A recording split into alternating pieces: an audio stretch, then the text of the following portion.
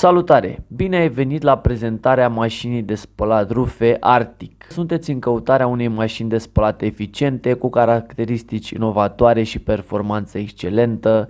Atunci sunteți la locul potrivit. Cu o capacitate generoasă de 7 kg, această mașină de spălat vă permite să spălați o cantitate mare de rufe într-un singur ciclu, economisind timp și energie. Indiferent dacă aveți o familie numeroasă sau pur și simplu aveți mai multe haine de spălat, această mașină de spălat vă va ajuta să faceți față oricărei provocări. Viteza de centrifugare de 1000 de rotații pe minut asigură că hainele dumneavoastră se vor usca rapid și eficient, economisind astfel timp prețios. Nu mai este nevoie să așteptați ore întregi ca rufele să se usuce complet. Veți avea haine curate și proaspete în cel mai scurt timp posibil. Cu clasa de eficiență energetică D, această mașină de spălat rufe Arctic este o alegere ecologică și economică. Veți economisi energie și veți reduce costurile facturilor de utilități, totul în timp ce aveți grijă de mediul înconjurător. Este un câștig pentru dumneavoastră și pentru planetă. Funcția Add-in este o caracteristică extrem de utilă. V-ați pomenit vreodată cu o haină pe care ați uitat-o într-un colț al casei și ați realizat că ați uitat să o spălați? Ei bine, cu această mașină de spălat nu mai este o problemă. Puteți adăuga rufe suplimentare chiar și după ce ciclul de spălare a început. Este o caracteristică practică și convenabilă care vă permite să spălați totul fără complicații. Haideți să vedem și ce spun cei care au cumpărat mașina de spălat. Cristian ne spune: se prezintă foarte bine după 3 luni de folosire zilnică.